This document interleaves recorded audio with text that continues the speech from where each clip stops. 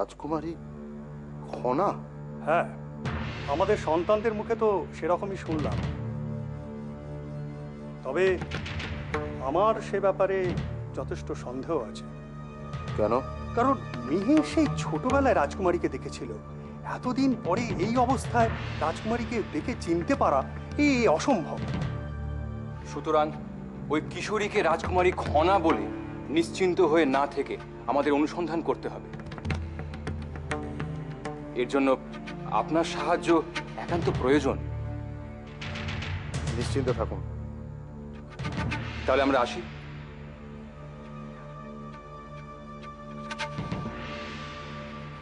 এত বছর পর রাজধানীতে ফিরে এসে কেমন লাগছে তোমার? খুব ভালো। তা তো লাগবে, নিজের জায়গায় ফিরতে পারলে কার না ভালো লাগে বলো? সে তো ঠিকই। তা এত বছর কি করলে তুমি? পুঁথিগত শিক্ষাকে ব্যবহারিক শিক্ষা রূপান্তরিত করলাম, অনেক নতুন নতুন জ্ঞান লাভ করলাম। তাই নাকি? তা কি শিখলে আমাদের একটু বলো। প্রধানত যুদ্ধবিদ্যার ব্যাপারেই জ্ঞান অর্জনের চেষ্টা করেছি। কিরকম? এমন এক পদার্থের ব্যাপারে জানতে পেরেছি যুদ্ধবিদ্যায় যার ব্যবহার নতুন দিগন্তের সূচনা করবে। আমি তাদের জন্যই এই পদার্থের পর্যাপ্ত ব্যবস্থা করে দিয়েছি। ব্যবহারের কৌশলও আমার কাছ থেকেই তারা শিখবে। ওই পদার্থ ঠিক কিভাবে ব্যবহার করা হয়? ব্যবহারের জন্য আগুনের প্রয়োজন হয়। আগুন আর উত্তাপ পেলেই তাতে বিস্ফোরণ হয়। রাজৌদি, সমৃদ্ধি, এসো। একে চিনে রাখো, এমন প্রতিভাবান মানুষের জন্ম লক্ষ বছরে একবার হয়। আমি বাইরে থেকে সব শুনেছি মাসুমা। মিহির, এনাকে প্রণাম করো।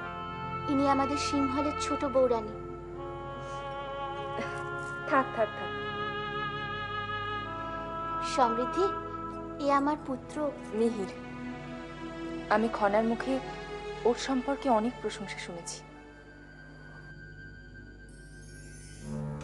অনেক নাচিয়েছে আমাদের, কিন্তু আর না। একবার যখন খনাকে হাতে পেয়েছি তখন আর ছাড়বো না। ঠিক বলেছে। আর এরকম সুযোগ কিন্তু বারবার আসে না।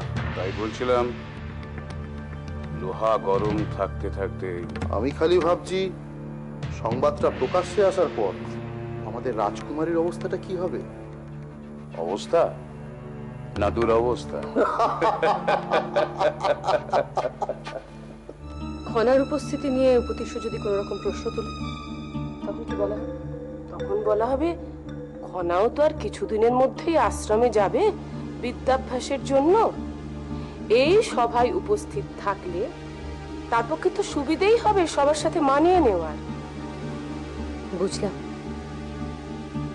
ওই তিনজন খনাকে দেখে সহজেই চিনে ফেলে এবং উত্তেজনার বশে সকলের সামনে সবকিছু প্রকাশ হয়ে পড়লেই আমাদের উদ্দেশ্য সিদ্ধি।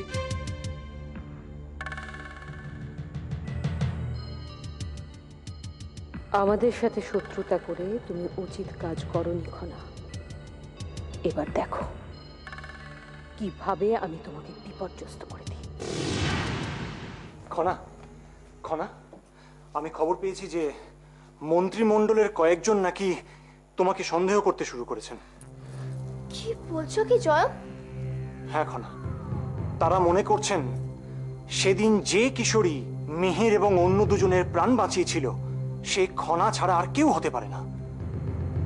তাহলে তাহলে শেষ পর্যন্ত মিহিরের আশঙ্কা সত্যি হলো? হ্যাঁ খনা, সেই রকমই তো দেখতে পাচ্ছি। সেই জন্যই বলছি খনা, তুমি তুমি সাবধানে থেকো। যতক্ষণ আমি তোমার পাশে আছি ততক্ষণ কেউ তোমার কিচ্ছু করতে পারবে না।